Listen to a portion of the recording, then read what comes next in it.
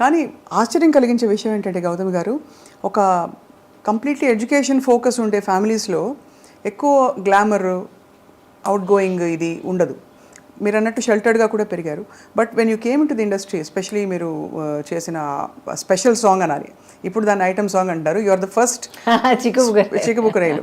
But inhibitions వదిలేయాలి, this is okay, this is not okay అనే విచక్షణ, how did you develop that? Okay, first of all, when you said that I was sheltered, yes, very sheltered. కానీ sheltered in the sense where నాకు బయట ప్రపంచానికి పెద్ద exposure లేదు. మనుషుల తాలూకా ఒక రియల్, ఒక హార్షర్ సైడ్, ఈ రియాలిటీస్ ఆఫ్ లైఫ్ ఎప్పుడు నన్ను చాలా ప్రొటెక్ట్ చేశారు అనమాట అమ్మ. And but at the same time చాలా ప్రోగ్రెసివ్. ఇప్పుడు ఒక ఆఫర్ తర్వాత ఒకటి అందరూ ఫోన్ చేయడం మొదలుపెట్టారు అనమాట. ఎందుకంటే ఈ ఫిల్మ్ తాలూకా రషెస్ మెడ్రాస్లో చూసి ఎవరికి వస్తాయి అని చెప్పి అందరూ అడగడం మొదలుపెట్టారు. బికాజ్ ఆ టైంలో మీరు ఇంట్రడక్షన్ అన్నప్పుడు అప్పటికున్న సీనియర్స్ అందరూ they were getting married and you know taking time off and all that. Radha garu, Suhasini garu, ఆ తర్వాత రేవతి గారు, వీళ్ళందరూ they're all like way my senior. నేను ఇండస్ట్రీలో అడుగు పెట్టేటప్పటికి they were you know getting next phase of life పెళ్లి చేసుకోవడం అంతా ఆ స్టేజ్కి వెళ్తున్నారు. సో ఎక్కడో నా బ్రషెస్ చూశారు, ఎవరి అమ్మాయి కొత్తగా ఉంది, తెల్లగా ఉంది, ఇవే మనకి ఫిక్సేషన్ ఇదే కదా. Started calling up. నమ్ముతాను, ఏంటి ఫోన్ చేస్తూనే ఉన్నాను, వదిలేయండి నా చదువు నేను చూసుకుంటున్నాను కదా అంటే, దెన్ ఫైనలీ ఒకరోజు కూర్చోబెట్టి చెప్పారనమాట, చాలా ఆఫర్స్ వస్తున్నాయి, నీకు చదువు అనేది ఎప్పటికీ వస్తుంది, యూఆర్ అ గుడ్ స్టూడెంట్, ఎందుకంటే యూ ఎంజాయ్ ఇట్, నీ మెరిట్ మీద ఈ సీట్ తెచ్చుకున్నావు, చదువుకుంటున్నావు, కొంతకాలం అయిన తర్వాత గ్యాప్ తీసుకుని మళ్ళీ చదువుకొచ్చినా కూడా you will do it. This is an opportunity that not everybody gets. ప్రతి ఒక్కరికి రాదు ఇలాంటి ఆపర్చునిటీ. ఫిల్మ్ ఇండస్ట్రీ ఏంటని మమ్మల్ని అడిగితే మాకు తెలియదు, కానీ ఫిల్మ్, ఆ మీడియం ఆఫ్ ఫిల్మ్ అనేది మాత్రం చాలా గొప్ప కళ. టెక్నికల్గాను, క్రియేటివ్గాను, పర్ఫార్మెన్స్ కానీ ఏదైనా సరే చాలా గొప్ప మీడియం అది. It's a great art, it's a amalgamation of many great arts అని చెప్పారు. ఇది ఏంటి అని చెప్పి ఒక సినిమా చూసి చేసి ఎక్స్ప్లోర్ చేయాలని కనిపిస్తే వెల్ అండ్ గుడ్. లేదమ్మా నాకు వద్దు, I'm not interested, tell them to go అంటే we close that door, up to you. So 5 నిమిషాలు కూడా ఫ్యూ మినిట్స్ ఆలోచించేసాడు, సరే ఓట్ చేసి చూద్దాం. ఆ ఒక్క cinema Gandhinagar 2nd Street. And that experience was so good. నన్ను ఎంత జాగ్రత్తగా సెట్ మీద చూసుకున్నారంటే అంత జాగ్రత్తగా చూసుకున్నారు. రాజేంద్ర ప్రసాద్ గారి గురించి తెలుసు మీకు కదా, ఆయన ఎంత తమిళ ఎంత రగలు చేస్తారు అందరినీ. And but they was so protective of me, అంత ప్రొటెక్టివ్గా, అంత సాఫ్ట్గా చూసుకుని, అట్ ద సేమ్ టైం వర్క్లో ఏం రావాలో అది కరెక్ట్గా అంత ఛాలెంజ్ ఇచ్చి, అంత డిమాండ్ చేసి ఆ వర్క్ నా దగ్గర నుంచి రాబట్టి. తెలుగు తెలియదు, చీర కట్టుకోవడం చేత కాదు, కెమెరా అంటే ఏంటో తెలియదు, ఏ లైట్ ఏదో కూడా నాకు తెలియదు, లైట్ అండ్ షాడో ఏంటో తెలియదు. So I learned from day 1 ఒక డ్రై స్పాంజ్ లాగా మొత్తం సోక్ చేయడం వల్ల. అండ్ దాంట్లో ఒక స్పార్క్ పుట్టిందనమాట. I said okay, next I want to see అలాగే వెళ్ళిందనమాట. సో అలాగా I think almost more than a decade మీరు అసలు ఎక్కడ చూసినా మీరే. Actually no, 8 years. 8 yearsలో I did more than 120 films. అందుకే అన్ని ఏళ్ళు చేసినట్టు అనిపిస్తుంది. సో ప్రతి ఏడాది ఆల్మోస్ట్ ఎనీవే 13 నుంచి ఒక ఏడాది నాకు 16 రిలీజెస్ అయ్యాయి.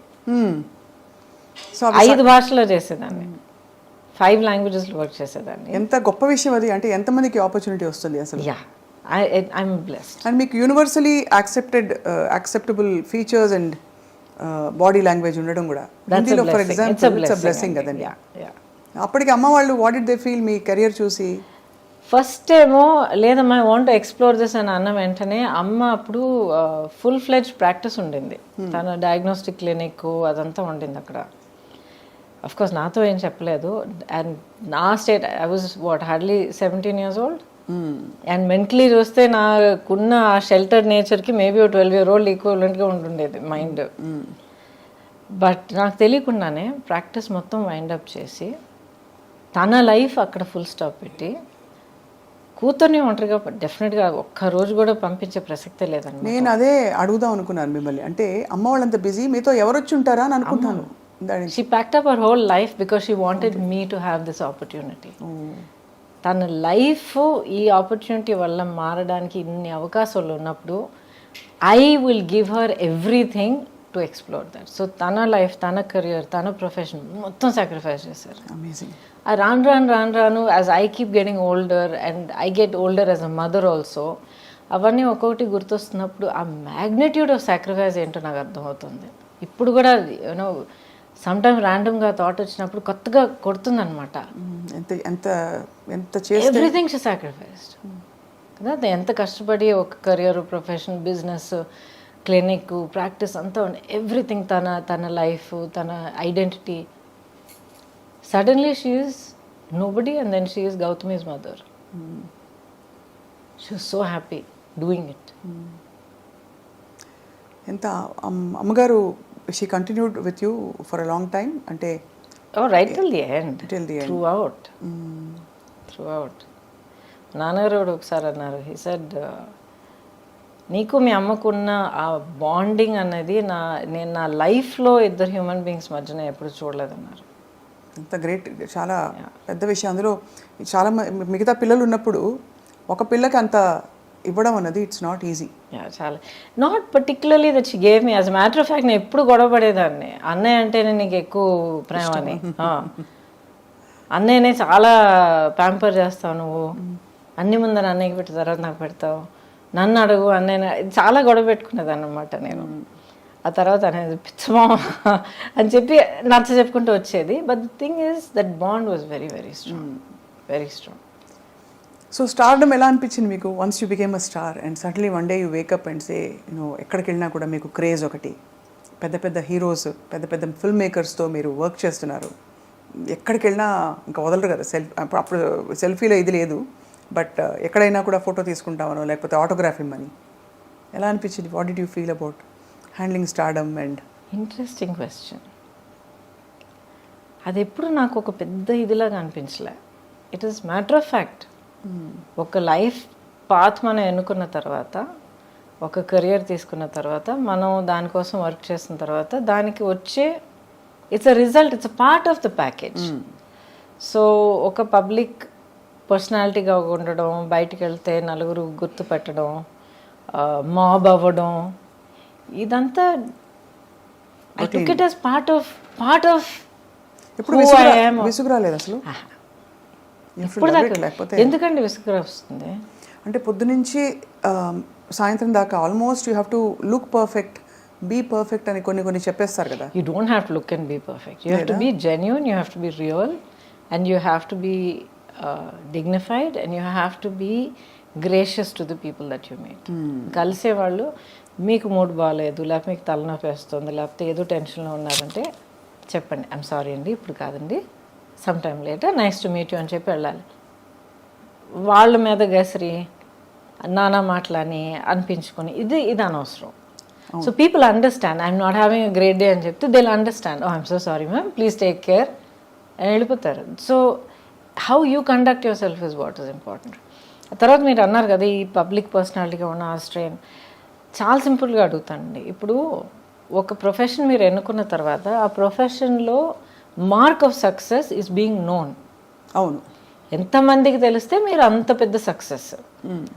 సో ప్రపంచం అంతా అందరి మధ్యలో మీకు ఒక ప్లాట్ఫామ్ దొరికినప్పుడు I want my privacy, I don't want be bothered, too much of stress అంటే either you're being very hypocritical or you're insulting your fans.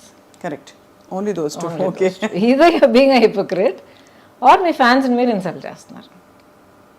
కొంతమంది వాళ్ళ ప్రేమ తెలియపరచడంలో కొంచెం maybe they might get over enthusiast, కొంతమంది కొంచెం ఇన్అప్రోప్రియేట్గా బిహేవ్ చేయొచ్చు, but వాళ్ళని you have to learn to handle dum. కాలేజ్కి వెళ్ళే పిల్లలకే ఈ రోజుల్లో అన్వాంటెడ్ ఇదంతా ఫేస్ చేయాల్సి వస్తుంది. So how you handle people is up to you. కానీ మీరు కోరుకుని ఏ కెరియర్ కోసం మీరు అంత కష్టపడి మీరు అంత తపన పడిపోయి మీరు అచీవ్ చేశారో దాంతో వచ్చే ప్రతి ఒక్కటి మీరు యాక్సెప్ట్ చేయడానికి రెడీగా ఉండాలి. You have to be honest and dignified about it.